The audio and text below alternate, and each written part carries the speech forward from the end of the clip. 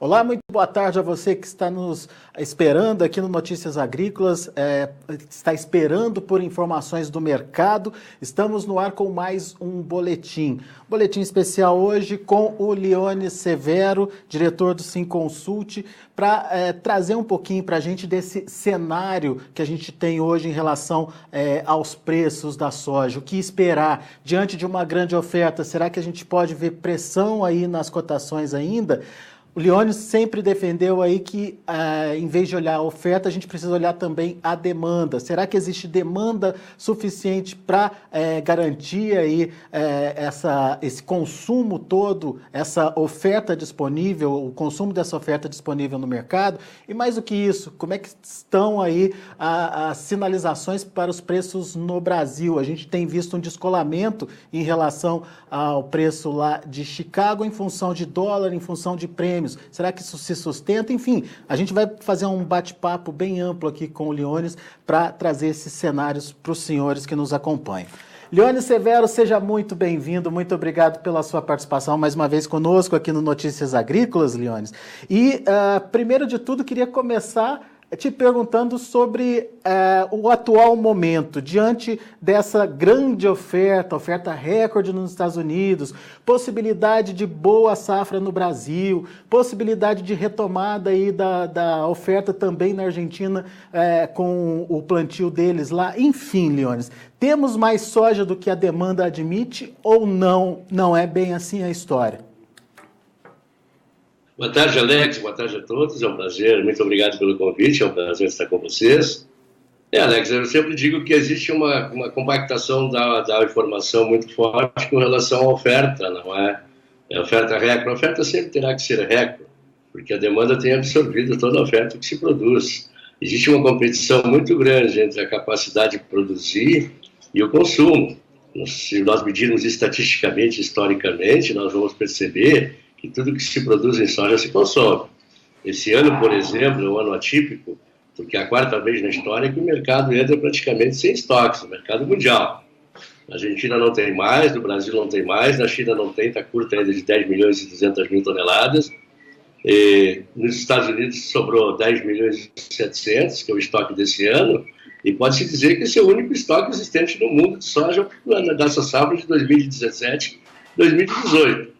Quer dizer, de toda aquela grande safra que se falou do Brasil e que realmente se confirmou, e de toda a grande safra americana, não sobrou estoques, né? Então, nós temos essa experiência, né, dos ambientes de consumo que mostram que a soja sempre tem preço porque tem uma demanda extremamente pujante e é o principal insumo para a produção de proteína animal, né? Depois da grande conversão dos mercados asiáticos, que passaram a consumir carnes, e tem sido estatisticamente, não há reconhecimento do USDA, e muito menos às vezes no Brasil, porque sempre existe essa espada de Damocles sobre o mercado, que é a oferta, né?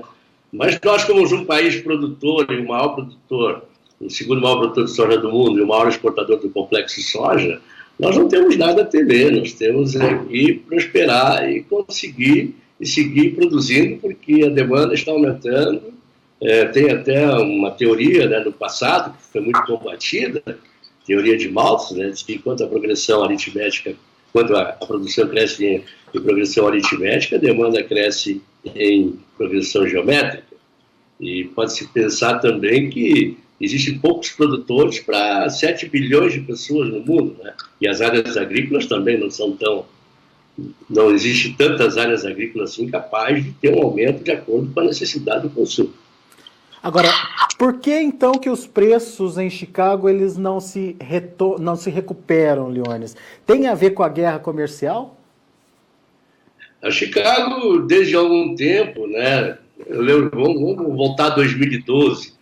Em 2012, os produtores brasileiros fixaram a safra nova a $16, quando o mercado foi a R$17,94. De lá para cá, nunca mais conseguiram. Por que não conseguiram? Porque sempre são administrados, os relatórios americanos administram estoques que não existem. 2014, outubro de 2014, acabou o pregão de Viva Voz, que era o vínculo, né? Que era o vínculo do mercado físico com o mercado de derivativos, e de lá para cá começou a prosperar essa tônica assim, do mercado, da indústria de derivativos, que divulga toda a literatura do mercado e as orientações dos mercados globais. Ela sempre difere muito do que está acontecendo no mercado físico.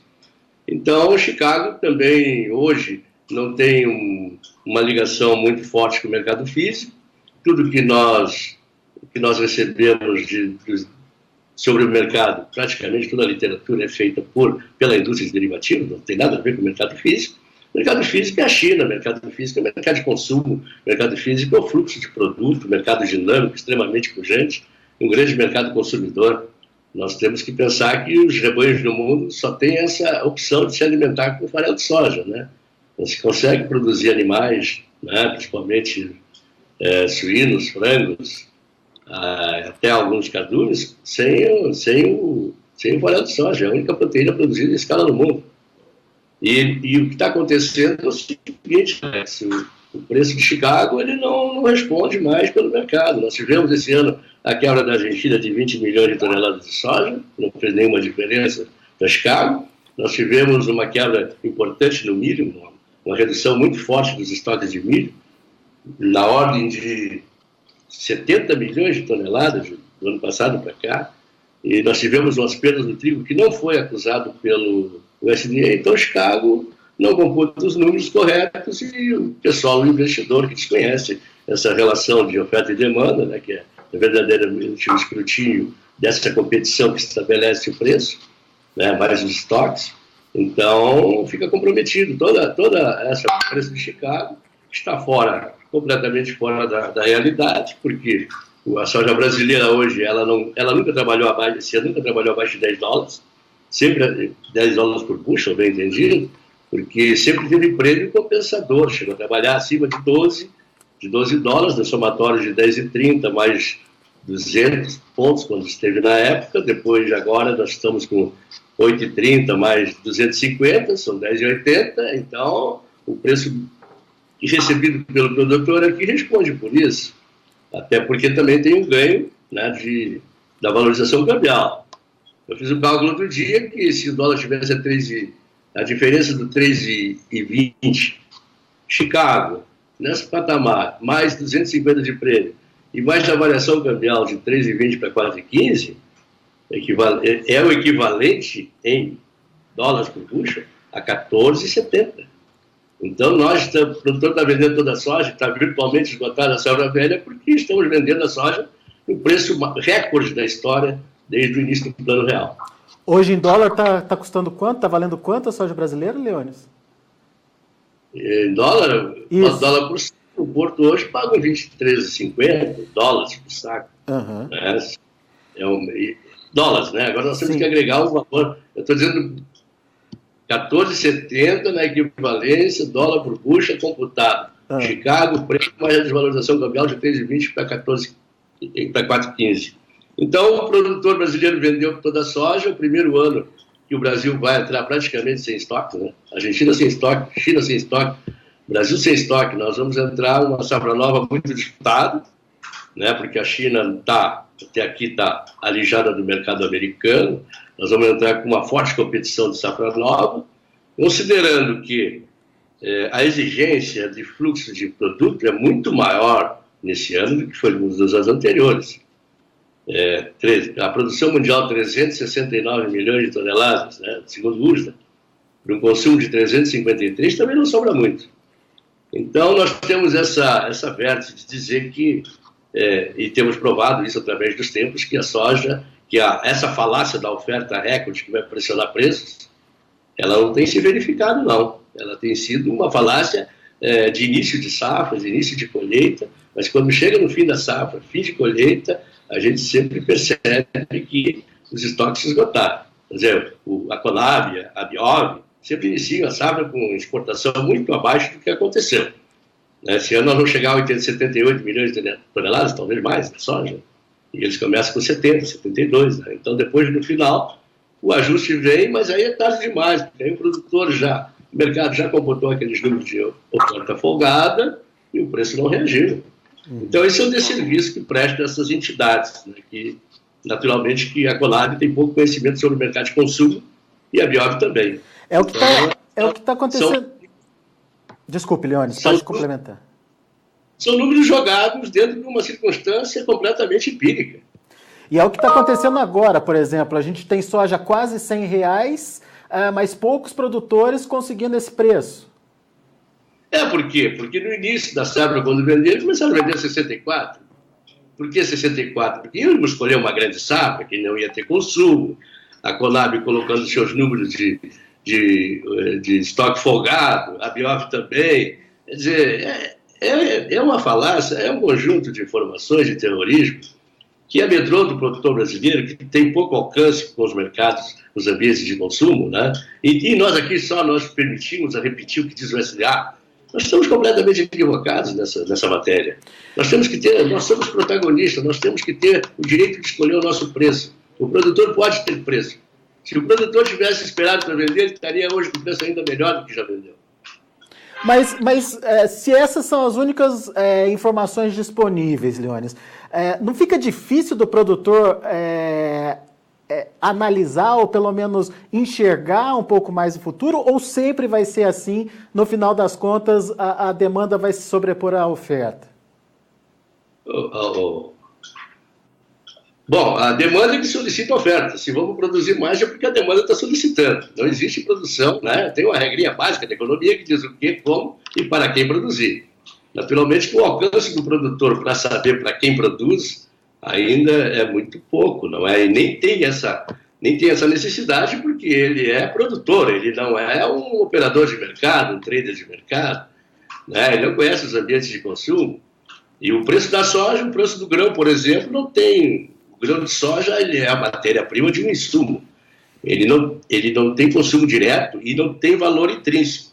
O preço do grão da soja é composto pelo somatório do preço dos produtos depois de decompostos, mais o custo industrial. E o que acontece na nossa relação Brasil-indústria, exportação? O que está acontecendo é que o preço que o prêmio que a China paga, o preço que a China paga, afinal, Chicago mais o prêmio, supera o somatório dos preços dos produtos que formam o preço do grão. Então, nós vemos aqui uma certa facilidade para o exportador, para o produtor, recebendo maior preço, mas nós temos uma contrapartida muito ruim, que é que a indústria perde a margem de processamento. E há um sofrimento muito grande nisso, né? Então, era bom que o mercado tivesse esse equilíbrio, que Chicago tivesse uma representatividade e que tudo fosse trabalhar integrado para a gente ter esse mercado, a mecânica do mercado, a dinâmica trabalhando mais saudável. Muito bem. Leônidas, você também frisou aí que o mercado físico é diferente do mercado que se opera lá em Chicago. Qual é hoje a realidade do mercado físico? Quais são os números que você tem aí na cabeça que mostram essa dinâmica diferenciada aí do mercado físico em relação ao futuro? Alex, tem várias diferenças. O produto é soberano porque tudo é a partir do produto, né? Então, o produto tem a sua natureza e a natureza da cadeia do produto, que vai desde a produção até a utilização final, né? Isso demanda logística, demanda uma série de procedimentos, de processos, né, que é remunerado pelo produto, seja insumos leves, pesados, né, custos de logística, financeiro, tudo é o produto que paga. Quando o produto não tem preço, nenhuma etapa da cadeia tem remuneração ideal. Então, o mercado de Chicago é um mercado derivativo, que é um paper, né, um contrato, é estendido a partir da negociação do físico. Ele é apenas um contrato papel, ele não tem a natureza do produto, nem a dinâmica do fluxo do produto. É por isso que se diz, né? É muito simples, Chicago vai cair. Aí o pessoal de Chicago fala, Chicago vai cair por quê? Quem é que vai vender o produto em preços auditados com prejuízo? Quem é que vai... Os fundos estão esfolados. Nos últimos anos saíram correndo do mercado porque os relatórios americanos sempre desastraram qualquer expectativa de preço do mercado, sempre puxando o mercado para baixo, sempre tentando. E não adianta. Você viu que o produto brasileiro tem seu preço porque tem seu preço.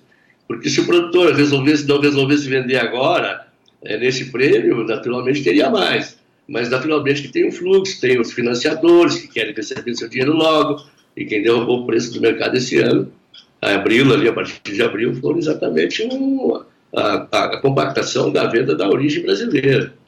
Porque existia o preço era bom, realmente era bom, mas você não pode oferecer 50 milhões de toneladas em 2 meses. Os financiadores querem que você vá lá e venda a sua soja na colheita e que apure a receita para pagar, naturalmente, os empréstimos e endividamento. Mas isso não é possível. Então, o que aconteceu? Houve uma saturação de mercado, no mês de abril, maio, que vendeu 50, 60 milhões de toneladas, e aí a oferta continuou. A desvalorização veio muito mais forte, a oferta continuou chegando ao mercado com muita velocidade, e o consumo não estava pronto para parar aquilo para aquele momento. Precisava de tempo. E o que aconteceu daí? Os compradores começaram a colocar prazo, porque eles não precisavam daquele produto naquele tempo. Então, é o que eu digo, quando a oferta avança sobre o mercado, sobre a demanda, você perde preço. Mas quando você espera a demanda avançar sobre a oferta, que é, naturalmente, hoje seria muito apropriado para o mercado de soja, você ganha preço. Mas você está querendo dizer o quê, Leones? O produtor tem que esperar? E como que ele define qual é o melhor momento? Não, o melhor momento o que eu digo, Alex, é o seguinte, que enquanto a colheita de uma safra ela é total, ela é plena na colheita, né? Quase 100 milhões de toneladas, a demanda não consome 100 milhões em 2 meses, ela consome parcimoniosamente no período. Entendeu? Então não adianta você vir para o mercado com uma oferta bomba que você vai destruir o preço. Eu não estou reparando que o produtor está errado, absolutamente isso. Eu estou só explicando a dinâmica do mercado e como ele se comporta. E o porquê que diz, não, mas agora que eu saí para vender, eu não consigo mais. Tem um outro aspecto também. A primeira soja é sempre mais vendida. Quando você colhe, você quer vender mais e não tem espaço muitas vezes, né? Porque nós temos o nosso consumo, né? A soja agora o Brasil está aumentando ainda mais o volume de exportação, né? Antigamente tínhamos mais equilíbrio entre a indústria e a exportação. Agora o Brasil se distancia. A gente vai 45, o Brasil vai exportar quase 80. Então a gente fica mais exposto ainda aos termos, às pressões do mercado internacional. Pois é, isso é importante, e exportar mais de 80 e com a China tendo uma participação muito relevante aí nesse percentual, Leones. A guerra comercial, ela vai continuar, na sua opinião, e a gente pode ser beneficiado ou prejudicado com essa guerra comercial? Qual que é a sua análise? Prejudicado nunca, né, Alex? Agora, ainda sobre a guerra comercial em Chicago, a influência é desastrosa para Chicago, porque você tirou o maior player do mercado de opções, né, do mundo. Você eliminou a China com 64%, responsável por 64% da soja negociada no mundo. Quer dizer, você tirou um grande player, você tirou a liquidez, e aí Chicago fica assim, não vai subir nem descer, não vai ter grandes oscilações. Não vai, se o produtor americano resolver vender aí, ele pode cair um pouquinho, mas vai ter compra do outro lado, mas perdeu a liquidez, virou uma coisa estéril. E a guerra comercial, ela aponta para situações de longo prazo, porque o desafio do Trump e a maneira que ele trata os chineses é um pouco agressiva, e os chineses não admitem muito isso, não. Os chineses têm uma diplomacia, né, do Yang, aquele, do approach muito diplomático, né, até pela idade deles e tudo mais. Eu acho que que os Estados Unidos vão ter problema, e os Estados Unidos, a China pode viver muito bem sem os Estados Unidos, mas os Estados Unidos não pode viver sem a China. Porque os Estados Unidos esse ano exportou 27 milhões de toneladas para a China, o ano passado 36, e esse ano seria 40. Né? Chegou a exportar 20. Agora, o que ele vai fazer com 40% de soja sem para quem vender? Ele vai ter um estoque de produto perecível, né? Não pode também carregar para sempre armazenado, e sem ter uma destinação em nenhum tempo para esse produto.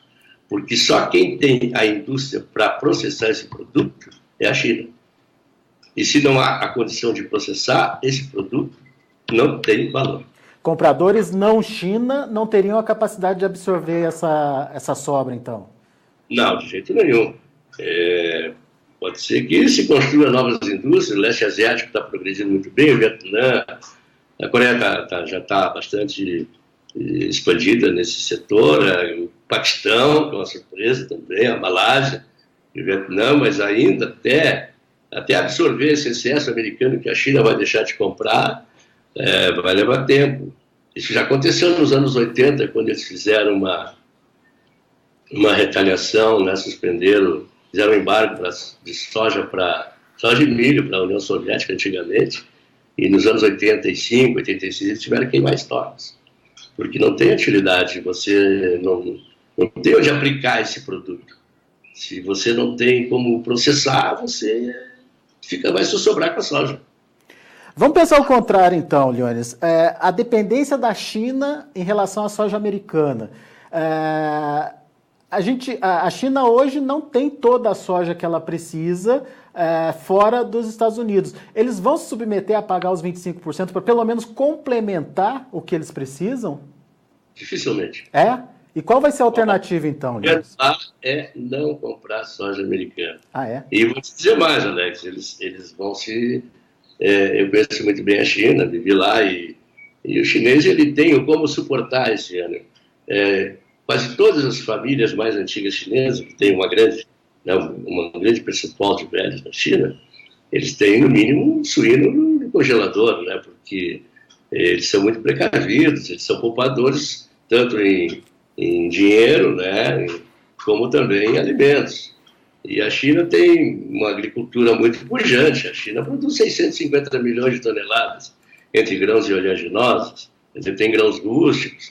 A China tem esse projeto que está em andamento, e muito bem, do Cinturão Marrota, que engloba 71 países, e que também tem outros ciclos de grãos que podem, eventualmente, ajudar a compor a ração necessária para os rebanhos, porque você está vendo aí que estão dizendo que tem peste suína, agora febre aftosa. Isso aí é uma maneira de conter o consumo e uma confissão de falta de suprimento, não é? Mas a China está negociando também para comprar, está comprando soja argentina, a Argentina importa dos Estados Unidos, e a soja que ela tinha, ela vai exportar para a China. E da China o que pode acontecer, Alex, o maior problema é exatamente a redução do consumo de proteína. Mas isso não implica em grande problema, porque você vê grande prejuízo é do produtor, é do setor produtivo. Porque um produtor alimenta quantos? 180, 190 pessoas no mundo. Então ele tem um ativo, né, um estoque de ativo muito forte. Enquanto que o prejuízo do consumo, ele é diluído, né, através de todos os consumidores. Então, o que pode acontecer na China? Uma família de classe média baixa, que come carne 2 vezes por semana, vai comer uma. Por um tempo, isso vai acontecer, pode acontecer. Eu sei que também a China tem... o frango não é um grande consumo, mas tem frango para importar no mundo. E o gado não consome muito farelo também. O básico da alimentação deles é carne suína. E os suínos lá, Alex, também ainda não têm uma dieta tão tecnificada como tem no Brasil. Ainda tem suíno de quintal. Tem produtores lá, tem 30, 40, 50 milhões de produtores que têm até 50 suínos. Agora que a China estava se tecnificando, construindo os pocilgas nas regiões de menor densidade demográfica, para melhorar o ambiente, porque, né, tem muita contaminação, a criação de suínos, né, nos villages. Então, agora, ainda bem que pegou a China num processo de transformação ainda incipiente, porque se fosse talvez assim daqui a uns 3 ou 4 anos, seria bem mais grave a situação. Agora... Mas, então, o que eu digo é que a China pode muito bem ficar sem comprar soja americana para o resto da vida. Então você acredita que esse anúncio do governo chinês de sinalizar aí uma redução de pelo menos 10 milhões de toneladas aí no consumo, pode realmente acontecer na prática, Leones? Difícil. Ah, é? Desmobilizar um rebanho de 600 milhões de cabeças de suíno. Da noite para o dia é complicado, né? Não, eles comem esses rebanhos rapidamente. Mas eu digo assim, para retomada, entendeu? Restabelecer o ciclo de criação é muito complicado, pode levar 3, 4 anos e isso pode realmente prejudicar a China. Esse ano a China já concluiu praticamente, dentro do calendário americano, a importação de 94 milhões de toneladas de soja. Para 97 do ano passado não estamos lá tão distantes, né? Então, agora daqui para frente é uma questão a ser vista, eles estão comprando soja brasileira. Ainda hoje compraram mais 2 navios essa noite, quer dizer, vão levar até o último grão que tinham no Brasil. E a Argentina também, eles estão comprando barcos da Argentina. A Argentina comprou 4 barcos nos Estados Unidos ontem e vai vender certamente 4 da soja deles para a China. Então, o prejuízo chinês fica... A questão toda é essa agressividade, que não é bom para ninguém. Eu também não concordo que haja essa guerra, gostaria que fosse tudo da melhor maneira, né? Um mercado bem representado, bem saudável, né, e trazendo essa relação de preço bem apurada, que possa contemplar todos os segmentos, mas não é isso que a gente está vendo, não. Agora, na prática, a gente vai ter ainda, tirando Chicago, né, que você bem colocou aí, que ainda está dependendo dessa discussão, mas para o Brasil a gente vai ter preços médios interessantes para o produtor, para essa safra que está começando, e é hora de investir em aumento de área para atender uma demanda crescente da China, Leones? É assim, Alex, a soja, como eu disse, tem um mercado estupendo, não tem esse negócio de dizer que vai faltar comprador e que vai ter preço baixo para a soja. Você já viu? Você que tem alguns anos de mercado, você não viu ainda, né? Pode ser que tenha no meio do caminho algumas pessoas que se precipitaram, venderam, ficaram com medo, seguiram orientações equivocadas, mas, de fato, os produtores brasileiros não têm um histórico de prejuízos pela cultura da soja. E nem no milho. O milho também é outro aspecto, a China também está curta de milho, porque aumentou naturalmente na ração, tirou um pouco do farelo e aumentou o milho, né? E também tem muita indústria de etanol na China hoje. Mas a China provavelmente virá logo para o mercado de importar milho. Está perdendo estoque. Esse ano mesmo tem uma safra extremamente reduzida. Embora o USDA diga que ela produziu 215 milhões de toneladas, os números do mercado chinês é 190. Então nós temos aí déficit. Estoque não existe, e milho está perdeu 70 milhões de toneladas do ano passado para cá em estoque. O milho será mais consumido no mundo, né? 1 bilhão e 50 milhões de toneladas. É um produto muito utilizado, né? Populações pobres, ricas, então tem um certo... Mas também tem muitas safras durante o ano. Mas a soja são 2 safras no mundo, uma no hemisfério norte e outra no hemisfério sul. Então, existe essa maneira de avaliar o mercado da soja muito mais fácil. Agora, dizer que a safra é recorde, a oferta é recorde, é redundância. Porque toda oferta vai ter que ser recorde. Todos os anos a safra vai ter que ser recorde. Porque a demanda cada vez é maior. E quando se produz é porque existe a demanda está solicitando. Não se produz nada que você não tenha onde aplicar. Agora, Leones, se a China não vai comprar dos Estados Unidos, mas ao mesmo tempo você também não acredita que ela deve reduzir aí esse consumo dela em 10 milhões, como o governo chinês está sinalizando, como é que a gente entende essa equação? Eles vão acabar com estoques dele? Eu vi um comentário seu que estoque de soja na China não existe, que isso aí é complicado de... Existe. Se existisse, vocês não estavam nem preocupados. Você acha que existe 95 milhões de toneladas de soja, como diz o USDA, no mundo esse ano? Não existe. E que o ano que vem vai existir 108? Se ele mesmo diz que a produção vai ser 369 e o consumo 353, como é que vai ter 108? Eu vou te dar só um dado, para te ver que os relatórios são fajutos. O ano passado o Brasil exportou 68 milhões e 500 mil toneladas. O relatório do USDA ainda está 63,100. E assim vem. No ano de 2004, nós tivemos a maior crise de suprimento da história, né? Desde 1973, 2004 foi o ano que se acabaram os estoques no mundo. E o USDA dizia que nós passamos com 42 milhões de toneladas. Quer dizer, de lá para cá ele vem acumulando, somando, mas não existe. É demonstrável. O estoque quanto ele diz que o Brasil vai ter 23 milhões de toneladas no fim do ano que vem, a Conab diz que nós vamos ter 434 mil. Um momentinho aí. Entendeu, Alex? Um pouquinho. Entendeu? Nós estamos vivendo o tipo estamos vivendo uma situação bastante inusitada, né? Que hoje o discurso, a informação, né? A informação é importante, mas o discurso tem sido muito distorcido em todos os aspectos. E o produtor brasileiro, que é um grande produtor, o melhor produtor do mundo, segundo o pessoal da OCDE, o Brasil tem duas grandes riquezas, que são os recursos naturais e os seus produtores de soja. Não existe mais produtor de soja no mundo capaz de fazer o que o brasileiro faz. Não existirá outra geração de produtores capaz de construir essa agricultura que os produtores brasileiros construíram. E tem projetos na África, tem projetos na Austrália para desenvolver o plantio de soja, mas não tem os produtores. Mas lá na Rússia tem os produtores lá que, até gaúchos que foram para lá estão produzindo soja, mas passam 2 meses, 3 meses, sem ter para quem vender. Não tem preço, não tem produção, não tem liquidez.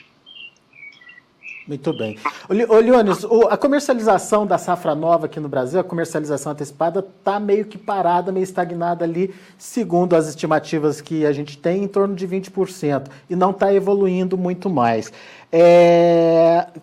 O produtor, ou o argumento que a gente tem ouvido do produtor, é que ele espera que aconteça no início da nossa colheita o que aconteceu esse ano. China com vontade de comprar, né, agressiva nas compras, fazendo os preços elevarem, saindo dos atuais patamares de 100 pontos que estão hoje, para voltar aí para 200 ou acima disso, quem sabe. Como é que você vê isso? É possível que isso aconteça? E está certa essa estratégia de esperar? Não tem outra maneira. Não tem maneira. O mercado foi destruído. Toda a base de cobertura de mercado foi destruída. Hoje não tem como. Até a tabela de frete também ajudou a prejudicar. Não se tem hoje uma previsão de qual vai ser o frete. Como é que nós vamos fazer o preço do interior? Não tem como. E o hedge, muita gente perdeu muito dinheiro esse ano no mercado de soja. Venderam físico e compraram Chicago. Perderam. Chicago caiu, né? Destruíram todas as relações de cobertura que existia no mercado. Entendeu? Não tem como fazer isso antecipado. Então é falta de alternativa. Prejuízo, esse negócio de garantia, agora eu vejo aí que financiadores querem que o produtor faça, para pegar custeio, tenha que ter um contrato travado para a próxima safra, mas não tem como travar. Não tem como travar. Em muitos aspectos não tem como travar. Quer dizer, então, nós tem que ter uma reestruturação. Depois é o que eu tenho falado, né, Alex? Todo padrão comercial é vencido no tempo. E nosso padrão comercial foi vencido. Quer dizer, nosso não, mundial, né? Então, nós temos uma outra situação. Adiantar é muito bom, era bom, porque se vendia diluída a safra, né? Começava cedo, mas provavelmente essa opção acabou. E isso não traz nenhum prejuízo. Quando é que eu vou travar meu custo? Vem cá, mas algum dia você não travando, você perdeu? Não. Mas não existe isso. A volta agressiva da China é possível. Muito, muito mais agressiva, porque, Alex, você tem que entender o seguinte: se nós estamos terminando uma safra rasa, sem estoques, nós vamos acabar com os dutos. Os dutos são os pipelines que a gente chama, são os canais que levam o produto, que conduzem o produto desde o setor produtivo até o consumo. Isso tem o tempo, né? Tem uma logística e tem o tempo. Esses dutos estarão completamente vazios. Então, o que terá que acontecer? Porque eles estão sempre...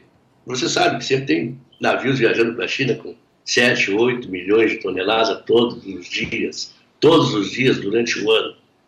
Esse fluxo ele vai ser cortado. Então vamos ter que, de novo, preencher primeiro os dutos para até a chegada do produto no consumo. Então o que a China tem que fazer? Vai ter que antecipar. Até porque hoje a demanda de logística é muito superior ao que foi no passado, né? Porque aumentou naturalmente a oferta, aumentou o consumo e o trânsito e o fluxo desse produto tem que ganhar a mesma velocidade dessa grandeza. Então, o que vai acontecer? A China tem que antecipar, se preparar, pagar o preço para levar o produto a tempo de ter uma chegada lá satisfatória, porque você sabe, 40 dias, 38, 40 dias não é fácil para a gente, depois do início da safra aqui, né? É muito difícil. Então, tem toda essa dinâmica do fluxo do produto que o mercado de paper, de derivativos, não computa, né? Para ele, soja aqui é o papel, não tem nada, só tem frete verso. Mas o produto físico, essa dinâmica de deslocamento, de logística e da natureza da utilização de todas as parcelas da cadeia, isso é bastante complicado. E isso também remunera. Vamos ter preço sim. A China vem voltar, vem, claro que vem. Depois tem outra, né, Alex? O Brasil tem duas grandes vantagens. Primeira é que é a qualidade da soja, muito superior à americana. E segundo é que o Brasil tem a maior capacidade de expedição de soja do mundo. Os portos brasileiros são capazes de embarcar 12 milhões de toneladas de soja, das quais pode ser 9, 10 para a China. Os Estados Unidos não têm essa competência. Eles têm portos bons, tudo mais, mas também já não é essa como foi antigamente, porque aumentou muito o volume de produção também dentro e houve um estrangulamento. Então, os Estados Unidos, enquanto nós embarcamos aqui só soja durante um determinado período, os Estados Unidos têm que embarcar trigo, milho, outras coisas mais, como DDG, né, outros produtos, e isso compete naturalmente com a possibilidade de colocar a soja que a China necessita. E o Brasil tem essa alternativa, que é muito apreciada, porque a gente, embora tenha problemas internos de logística, nós temos os portos maravilhosos, hoje pode-se dizer isso. Muito bem. Leonis, tem perguntas aqui, o João Batista está acompanhando a nossa conversa aqui e pergunta para você o seguinte: a Argentina aumentou as retenções, qual a sua avaliação? Essa é a primeira pergunta. E a segunda, aqui no Brasil, teremos novos rumos a partir das eleições? Quais são os nossos riscos? A última pergunta eu não entendi, desculpe. No Brasil, teremos novos rumos a partir das próximas eleições, a depender, obviamente, de quem vai ser eleito, né? Quais são os nossos riscos? Cambial só ou será que tem mais risco além desse? Olha, Alex, primeiro sobre a Argentina. A Argentina aumentou, não reduziu o reintegro. A Argentina fixou em 18%. Duro, né? Fixo o farelo, óleo e a soja, que não era assim, tinha um desconto para os produtos, e depois mais 3, 4 pesos por dólar. Quer dizer, vai dar 28,5, coisa assim. Não reduziu. Ela, no milho e no trigo é só a participação do peso por dólar. Mas a Argentina está quebrada. 2 anos de safras frustradas, 2 anos, um de alagamento, outro de extrema dificuldade, grandes perdas em todas as áreas, principalmente na zona núcleo, né, que está muito descapitalizada. Essa euforia que a Argentina vai produzir muito, isso são os financiadores que querem que a Argentina produza bastante, para cobrar as contas. Então, a Argentina vai produzir muita soja, vai, claro, eles querem financiamento. E os financiadores dizem, não, a Argentina realmente vai se recuperar. Não vai, está devendo, tem dificuldade, está no FMI. Quem é que vai dar crédito para a Argentina? O chacareiro argentino, coitado, está quebrado. Né? Tem toda uma implicação muito forte. Então, não existe agricultura sem dinheiro. Não existe, né? A gente sabe disso. E sem crédito. Então, pode ser até que tenha uma boa safra de soja, tomara que tenham, isso vai fazer falta para o mundo. E o Brasil vive uma circunstância que vive em 2 etapas, né? Lá fora e aqui, né? O Trump está destruindo muitas relações de preço de ativos no mundo inteiro, tem uma dificuldade imensa, vai ter uma dificuldade imensa, porque Eu acompanhei bem, eu sei que chegavam milhares de contêineres nas costas do Pacífico americano, com produtos chineses, né, e voltavam com produto americano, milhares e milhares de contêineres. A China tem o maior terminal de contêineres do mundo chegar. Então, essa logística, né, que realmente era estupenda, nós mesmos, a firma que eu trabalhava, a gente chegava a embarcar 3 mil contêineres de soja por semana para devolver os contêineres para a China.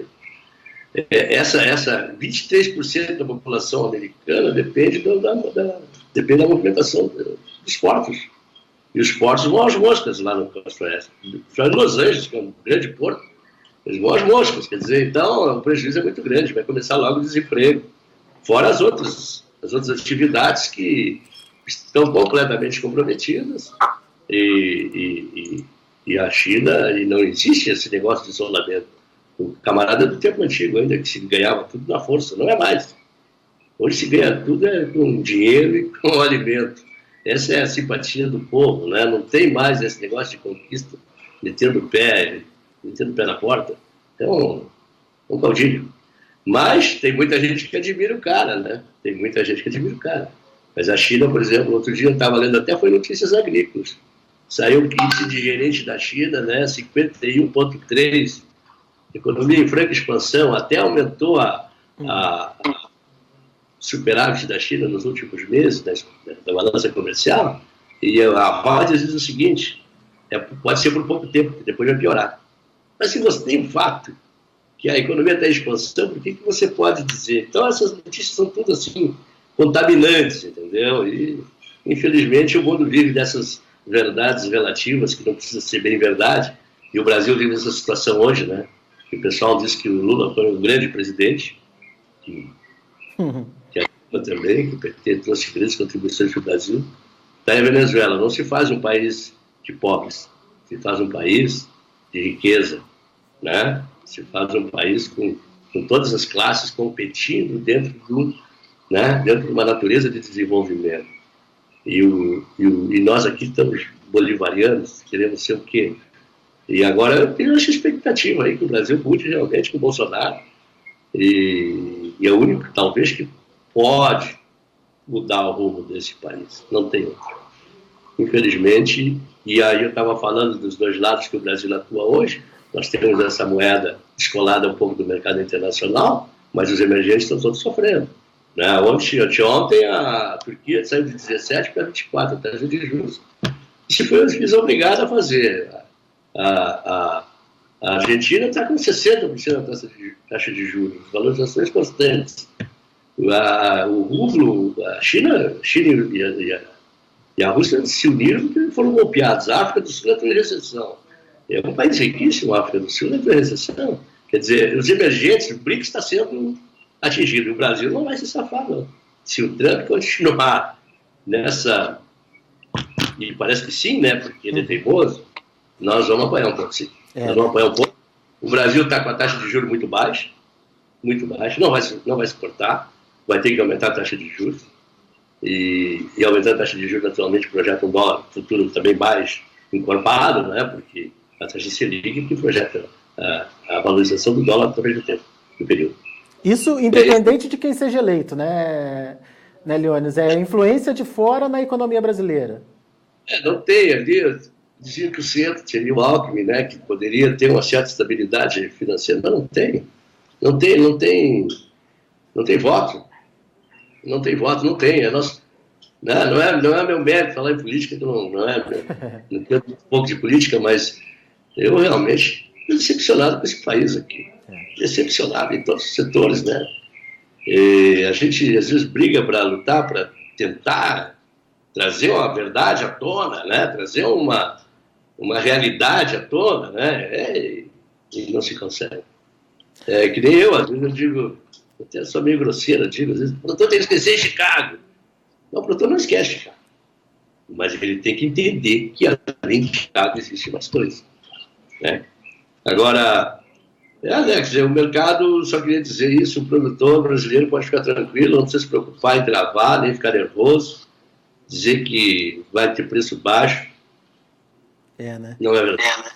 Leônidas, só para a gente encerrar, então, Tem essa pergunta do Tiago, de Cruz Alta, lá do Rio Grande do Sul, que tem a ver com esse negócio de venda futura aí, se ele trava ou não trava. Gostaria de saber do senhor Leone, se ele acha que devemos participar do mercado futuro e fechar lotes para evitar sustos de preços na safra. Até porque temos um câmbio que pode ou não nos favorecer lá adiante. Bom, tem dois tipos de cálculo, né, Alex? Tem o pessoal que trabalha com dólar, que eu acho que é a mais saudável que tem, e que esse não remunera. E tem o pessoal que trabalha em real. Mas aí você tem que medir seu custo-benefício, né? Se você tem uma boa margem, não vejo por que não também, né? Vamos falar sério. Se você tem uma margem, seus custos são baixos, né, e você está satisfeito com aquela margem, sim, adiante, porque dólar, ninguém sabe, pode ser que vá para 4,50, 4,60, mas pode ser que venha para 3,60. Então, realmente, o dólar, o real, essa valorização do dólar é até mais importante que a valorização de Chicago. Porque a cada um centavo que sobe no real equivale a 4 centavos por bushel na Bolsa de Chicago, na soja, né? Então, você vê que se nós ganhamos 100 pontos, né, 100, de 3 para 4, R$1, seria $3, seria $4 por bushel. E é mais ou menos isso que o mercado está representando. Então, realmente é um número estupendo, porque nós estamos negociando a soja no preço mais alto da história, porque o preço anterior, o recorde, tinha sido R$94 por saco, no Porto, né? Estou falando do Porto. Mas agora é 99, 100, 80, 98. Mas é um preço estupendo. Se você considerar o preço em reais, o preço é maravilhoso. Porque se você considerar o que é a soja, né, que é um insumo para ser transformado, né, a matéria-prima para ser transformada em insumo, que tem um custo até chegar à sua utilização final, a R$1,50 por quilo, quase Porto, é bom, né? A questão toda é que a base dólar, né, carregaria outras partes da cadeia com mais efetividade e melhor cálculo. Porque se você fizer tudo em dólar, você não faz cruzamento da moeda e você pode se beneficiar dos dois lados, né? Do melhor preço em dólar e também do resultado do real se houver. A questão toda é que quando você vende em real, você decide vender uma safra em real, na moeda local, você automaticamente está desprezando o preço em dólar. Muito bem. Meu caro Leones, muito obrigado mais uma vez pela sua participação conosco aqui no Notícias Agrícolas.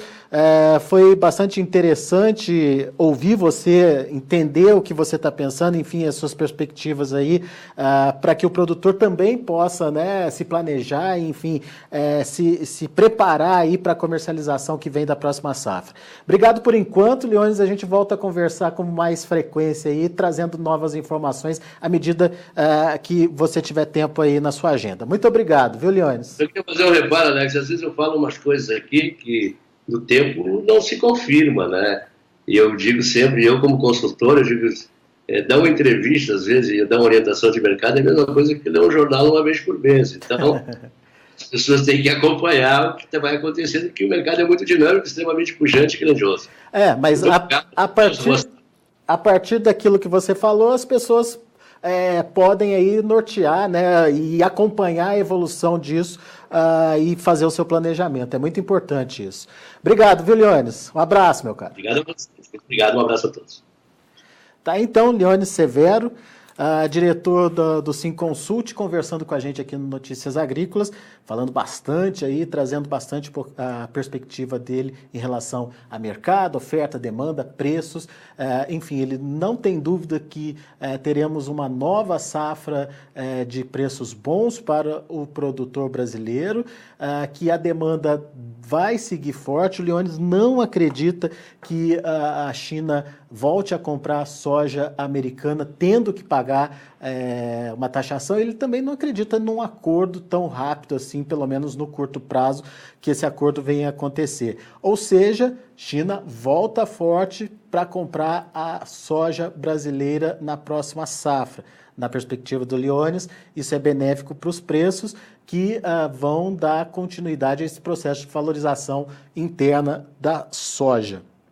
E, enfim, a demanda ela é soberana em relação à oferta, podemos ter uma grande oferta, mas à medida que a demanda vai se mostrando, a gente tem aí a confirmação de que os preços podem ser reajustados e realinhados. Ele deu o exemplo do início da safra anterior, onde se projetava um grande estoque final para a soja, enfim, uma oferta sobrando de soja, e que ao finalizar a safra a gente vê que restou pouco do que de fato se produziu. E isso mostra que realmente a demanda tem aí a sua força. Talvez ela não apareça naquele momento em que precisa alterar o preço, mas ela vai aparecer em algum determinado momento e que o produtor precisa estar preparado para quando isso acontecer. Vamos aos preços então, vamos ver como finalizaram as cotações lá na Bolsa de Chicago. A gente tem aqui o novembro, 8 dólares e 30 centes, uma queda de 2 pontos mais 75. Na verdade, esses preços ainda estão dependendo de ajustes, mas enfim, já é uma sinalização de queda aí para as cotações lá em Chicago.